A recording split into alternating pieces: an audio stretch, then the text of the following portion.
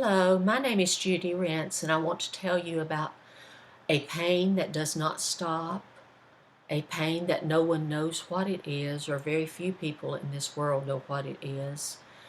Um, Unrelenting, just grows and grows, and there is no hope for any relief for it, or there wasn't for me 7.5 years ago. My nightmare, my true nightmare, began in June of '07. I just began to have a strange pain in my lower back, but it wasn't really a spinal pain. Um, I was a design landscaper and busy in absolutely everything. I did every community project that came along and every volunteer project that came along, and anything at church that was needed, anything anybody needed, or any old person needed. I love people and I was always at work, but my life literally stopped in June of '07 because of this dreaded nightmare disease. The disease, we learned 3 years later, was Levator syndrome, and in my case it was Levator ani syndrome, and now we know that this is related to pudendal entrapment. At first, when my husband discovered the name on the web at night, it was every symptom that I had, and he yelled in the middle of the night, "Come, this is everything that's wrong with you." I had seen a pelvic specialist in Knoxville, Tennessee, and I went to him prepared the next morning with the symptoms and asked, "Do you know this disease?" "Yes, I do." He confirmed the disease and said I must have some medication, but he didn't know anyone in the Southeast who treated this very rare and very painful, horrible disease.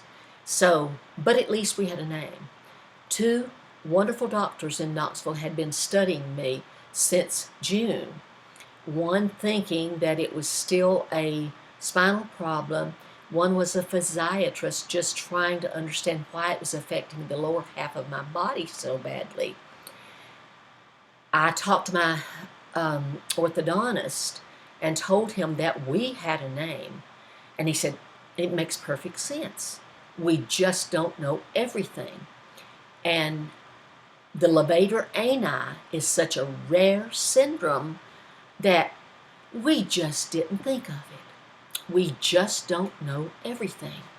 But I had a name, and this helped so much after battling for 3 years and not knowing if it was cancer, having been rechecked constantly with all my doctors to see if this horrible thing was something more than we all thought we were dealing with, because the pain of it was so much like a niece that I nursed through a cancer death. I just decided this has to be something worse than a bulging disc. So we had a name now, and my husband and I had been on the phone for 3 years, and the doctors had been studying 3 years, but we had stayed on the phone, gotten in touch with every pelvic pain specialist in the universities that we could get through to. And this in itself was a feat, because you have to get to the nurse under the pelvic specialist doing surgeries, and it's almost impossible to do. So that took quite a few months. But we finally reached Duke, Emory, Vanderbilt, and Johns Hopkins. I was set. I'd scheduled myself to go to Johns Hopkins in 2 days. Happened to be a Thursday after I'd seen the pelvic specialist in Knoxville who diagnosed this monster disease as Levator syndrome and as Levator ani, my syndrome. But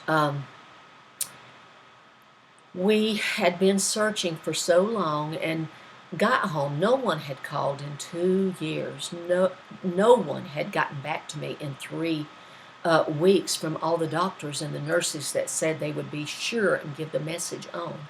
My phone started ringing off the hook as soon as I got back into bed because I had been bedfast for over 2 years. Literally, I had had to give up absolutely everything in my life except my 1 hour of choir and my 1 hour of church. I surely would not have survived without that. And I willed myself to go on.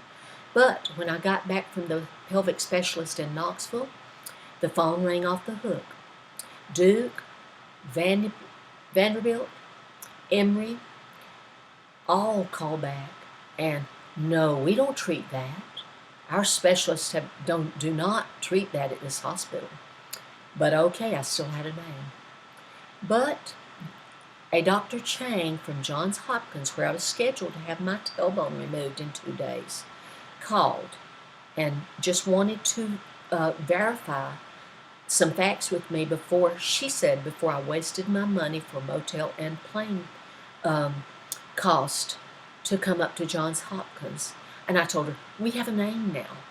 We have a name. And that was so exciting for us to have a name because we'd searched for so long. And she and I had talked before when I was scheduling to come up. I was ready for them to do anything in this world to help alleviate my pain. And I knew removing my coccyx would either put me in a wheelchair or kill me. And I told her I have a name, and she said, oh, no, we don't treat that. Tell me again about your symptoms. And I did, and she said, I'm finding help for you. Stay right where you are, and I couldn't go anywhere. I'm finding help for you. So in less than 10 minutes, she called me back and said, you can go to my friend in Baltimore, or you can see his friend in Chattanooga, Tennessee. They both do pelvic pain management, and they work with levator ani syndrome. And it was just such a shock and an answer to prayer to me. And sad also that this specialist had been only an hour and 45 minutes away from me. And in 3 years, no one knew. No one. I had been to doctor after doctor, to healers, to holistic medicine, to mountain doctors. And no one knew that this specialist, who taught all around the world, he works on Mondays, but he taught all around the world, and no one in Knoxville, Tennessee knew he existed. So we headed out the next day. I called and they said, you're coming in the morning. And I was a little hesitant. I'd been to everybody and so many doctors constantly. In my head, I'm going, yeah. Everybody said, the nurse says it will work, but yeah. But I went. There was nothing else I could do. And I went. And they said they had seen miracles walk out of his office. By that time, I was holding on to anything that I could to be able to walk and just to get up out of the bed and down a hallway or dressed. My husband was helping me dress, get in and out of the tub. To even get dressed was such a horrible, horrible pain. But we got down there early the next morning. He talked with us for over an hour and a half in his office and let us know that this was not going to be an easy process, 18 months minimum, but that I could get better. And I was checked for interstitial cystitis, which I do have, but that in itself causes tremendous inflammation, enough to give you this kind of pain. But this doctor also knew about levator ani pain, and he was there to treat it all. And he came at me with 5 drugs, and I've been resisting morphine and the hard drugs because everything the doctors had given me didn't touch the pain of this disease, and it went straight to the trash. And I resisted him, and he said, you cannot survive this disease without these medicines. You cannot survive it. And so I took them, and we had them filled, and I had had death-like attacks. In an attack of this disease, everything in your body feels like every nerve is going to jump out of your body, and it feels like, it's so hard to describe. Every nerve in you is quivering. Plus, in the area of your pain, it's more intense, and it feels like a funnel actually is trying to burst out of your body, and your tailbone is trying to get out, and then your whole body is in tremors, and the pain is so great that all you can do is beg to die. You beg to die. You're writhing in pain, and even when you get all your medicines down, you can stop the attack, but you have begged to die so badly. And there's nothing anyone can do for you. My husband would do compresses and everything he could, but there's nothing literally that he can do inside.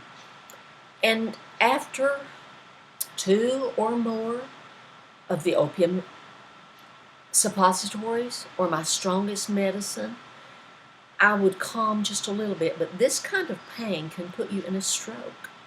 And once I went to the ER, my doctor had told me, you get to the ER when it's this bad. And they locked me up in the psych ward and swore I was a drug addict. The most horrible experience of my life. They refused to let anyone talk to me, took even my ibuprofen 800 away from me. Everything, my purse and everything away from me. And they walked right by me and treated me like I was a mental patient. Wouldn't answer me, wouldn't speak to me. The doctor who promised me he would help me kept walking by me, would not look at me. And I said, you lied to me.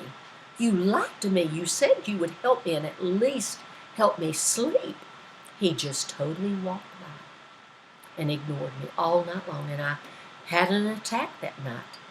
I had nothing to take, and the attack was so horrible. I had fallen in the bathroom floor just praying and begging, and every part of my being was in such absolute horror, horrible nightmare of pain.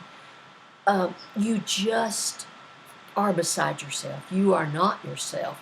And a lady in the room found the nurses and said, you've got to help her. You have got to help her.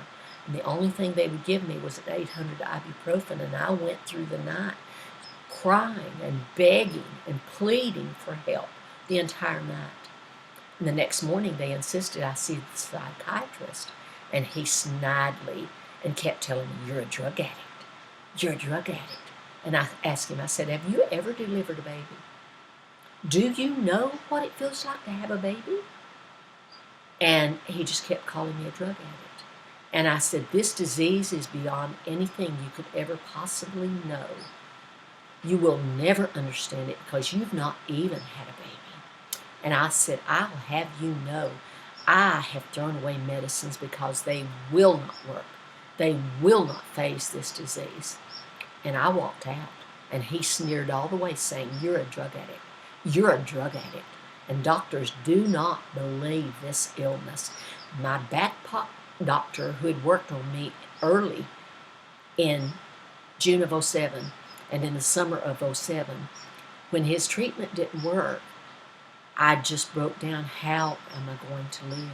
How am I going to live? And he slammed the door and said, see a psychiatrist. And that was the extent of his care. But thank God I had been sent to Dr. Nieves in Chattanooga, Tennessee.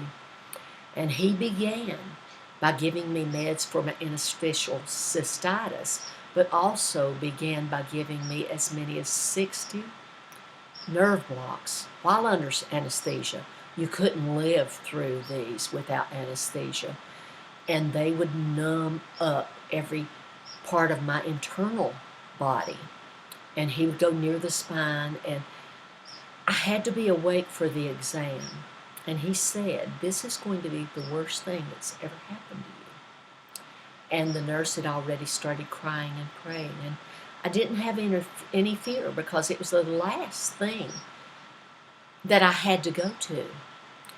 And He came in the door and he said, "Are you prepared for this?" And I said, "I'll just hang on here, a bed with a rail, and I'll pray." The nurse was already praying. And he said, "And I'll pray too." And it was the most awful thing that ever happened to me, because he had to know where to put the injections. And with all of the manipulation inside me, you felt as though somebody was tearing into you with pokers or the sharpest, horrendous instruments that they could possibly, and it felt like it was going all the way through your entire being, just the exam. And I was writhing and kicking, and he was praying, and I was praying, and that was it. Thankfully, he got through fast, and he knew where to put the injections. But as many as 60 of them every time I went. And thank God he saved my life, because I was so suicidal. You just cannot. And I have so much faith in my God. But I started saying, "God, you would understand. One cannot bear this kind of pain forever and on and on. You understand. You love me, and you understand that I just can't bear this any longer." And thank God, with Dr. Nieves, he could treat me enough so that I wasn't desperately dying and begging to die at all times. But my orthopedic also would give me neurotomies and injections into my coccyx, and that would help a little bit to ease the pain around the whole entire area. But in January of this year, of year 13, my 7th year into, in the summer of 11, I thought surely I would surely die. Everything had stopped working for me, and I was told by all of them, the ortho, Dr. Nieves, "You're going to have to accept your life is on opium and morphine and oxy and anything else you have to stay alive. That's your life now. You're going to have to accept it." But I didn't. I refused. God and I worked it out, and a peace came upon me, and an inner stem was finally approved for my body through my pelvic pain doctor. Insurance had denied it over and over and over with my orthopedic doctor, but it was approved without a glitch, and it immediately stopped the birthing of a baby, the crowning and the contractions and the spasms. It immediately stopped.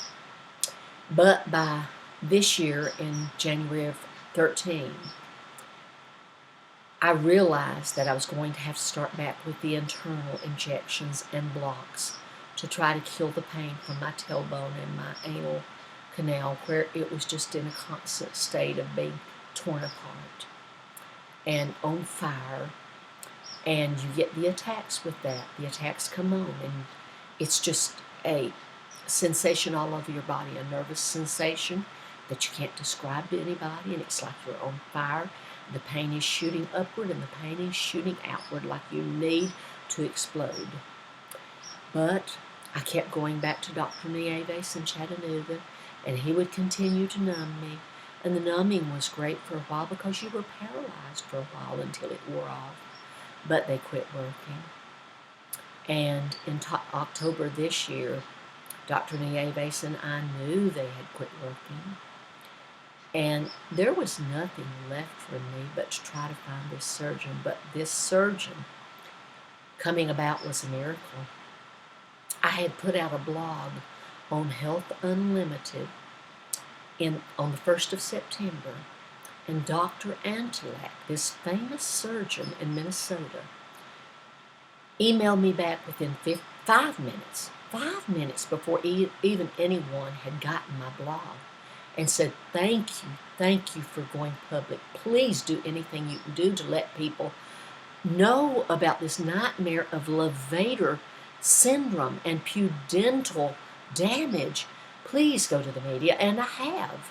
I don't know what they've done with it, but I have gone to the media. And please do everything you can do. He had been trying to teach it 15 years, and he said doctors just would not believe it. Just would not believe that there could be something this horrendous that they couldn't take care of. And a doctor in France and Dr. Antelak, Mayo would not help him learn a procedure to help people like me. So he went to France and learned under the doctor that created the surgery. These are two sympathetic doctors that know how awful this thing is and that people cannot live with it. We just cannot bear it. And they are so sympathetic that they chose on their own, urologists that chose on their own to learn something. And Dr. Antelak in Minnesota went to Dr. in France, and I've forgotten his name, but the Europeans just call him Dr. Richard in France. But Dr. Antelak learned this surgery, and we had met months before I realized I had to go, and that my specialist told me I had to go. But thank God these two men had developed a surgery. And Dr. Antelak, I called.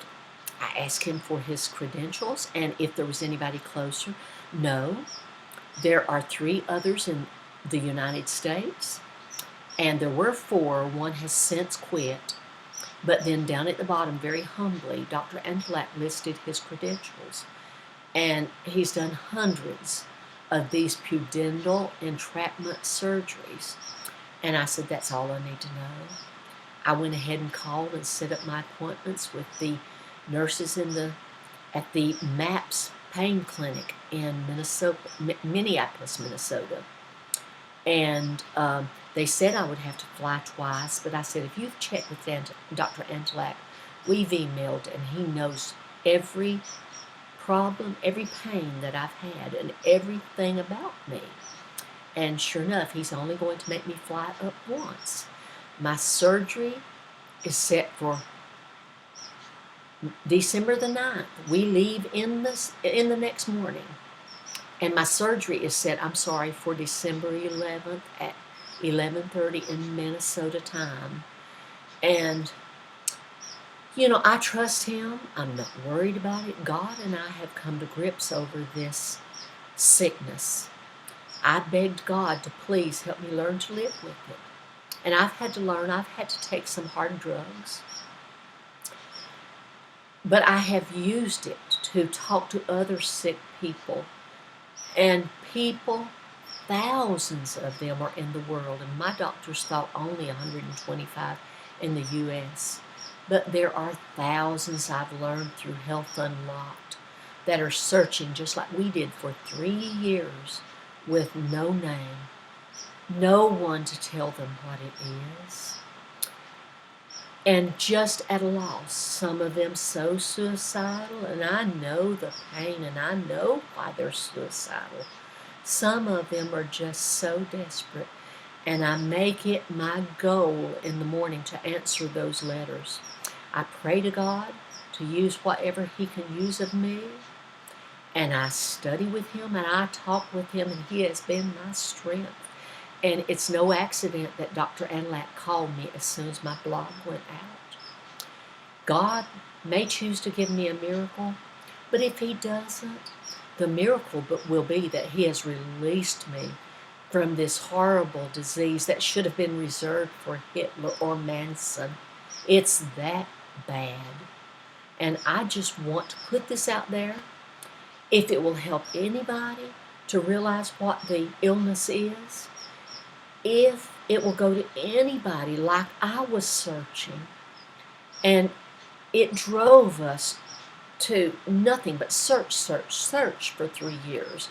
Talk to everybody constantly for 3 years. Nobody knows, but we got a name.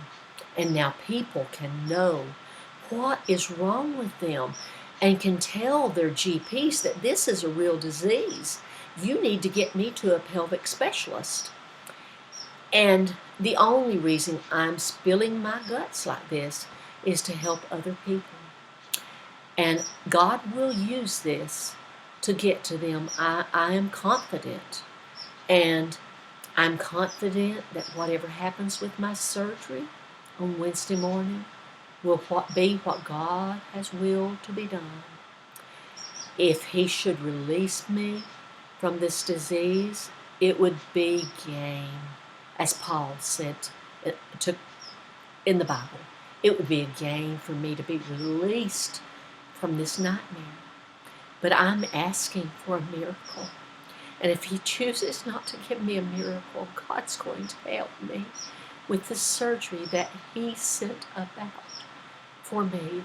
And I just want so many of you to be able to get help. I know you're out there through Health Unlimited. I know you're there. Please go and see this video. And those who are in this United States that are begging doctors and have doctors telling them to see psychiatrists, as so many that I've talked to have done, because they don't believe this disease is real. To you who in this United States have searched and searched and searched, you have someone to go to now. You know the symptoms. You know what you're going through, and you have the name to call it something now. And you can go to your GP and tell him this thing is for real and this thing will kill me. If it won't kill you physically, you'll stroke out. But it will destroy you mentally without the faith in God to carry you through. It will destroy you with the suicidal thoughts because it's beyond being able to bear. And I'm just asking you to view this, and now you know. Now you can see what's wrong with you. I'm available for anybody who needs help, who wants to call, who wants to go to YouTube and speak to me. I'm available for anyone, because there was nobody for me, nobody, until 3 years, and we found the godsend in Dr. Chen from Johns Hopkins. And thank God, she knows she saved my life. Dr. Jeffrey Dale, who gave me this implant, but doesn't work on this disease. No one in Knoxville, Tennessee will tackle this disease. But thank God, somebody told me about Dr. Nieves. And through him, I learned he already knew Dr. Antelak. But by my putting out that blog, Dr. Antelak answered me in 5 minutes, and that was a miracle in itself. So I'm prepared to go. I'm prepared to leave in the morning. I'm set for whatever happens to me. I am in God's hands, whatever He wills to do with my body. And I'm in Dr. Antelak's hands. Whatever He wants to do with me, He has free hands from me. And I'm asking God to go through His hands and heal me and give me a miracle, because this is almost 8 years old this summer. And I'm expecting a miracle. One way or the other, I'll be released from this pain, or I'll get a miracle. And I know my God will do this for me. I have enough faith to believe He will. So those of you who need help with your problem, you can call it levator ani when it can get diagnosed by a pelvic specialist, not a GP. And I'm so thankful for my GP, Dr. Nils Gaddis, who wanted to learn everything about me and see every file that had ever been done and every procedure that had been done, so he could learn about this disease and maybe see it in people other than my telling him. But I just want to let you know that there's help, and I will help anybody who tries to get in touch with me. But most of all, there are these surgeons who can take you out of the grips of death and help you to live again. And you can live. You can enjoy. I've talked to one person who enjoys her little children. And for me to be able to enjoy my grandchildren and to play once again, with them, there's help for you too. So just seek it and know what you have and learn from this video. And I just pray that you can get some benefit from this, and you will, if you don't know God, pray. Help came to me. Help can come to you. And see these wonderful doctors. If you're in France, if you're in England, I've talked to people in England, and Australia, and Sweden, and all over this United States. Go for help. But I'm going to end now. This has been long enough. And I'm trying to put out a book so everyone can realize the symptoms of this horrendous killer that nobody would recognize, and that people will tell you to go see a psychiatrist over. But God bless you. Go for help. And I pray His richest blessings on you, and find help. You can live again. And anytime you need to reach Judy Rentz, I'll be here. I will answer anything I can ask you. My recovery's going to be long, flat for 3 to 4 months. Long, unless God gives me an instant miracle, to expect up to 2 years for it. So I'm asking for a miracle. I'm going in there with the faith in my God to believe that I'm going to get a miracle. I'm going to get a miracle.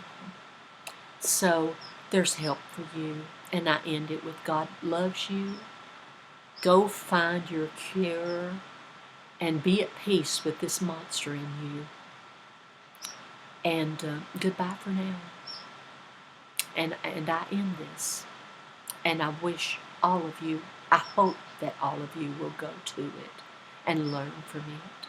And I'll be back to tell you about my surgery. God willing, and if not, God's taken me home. And that is something I've prayed for and worked for all my life. So it would be a blessing. And I would be released from this monster. So God bless and keep you all. In Jesus' name, I am praying for you. And I thank you for watching this video.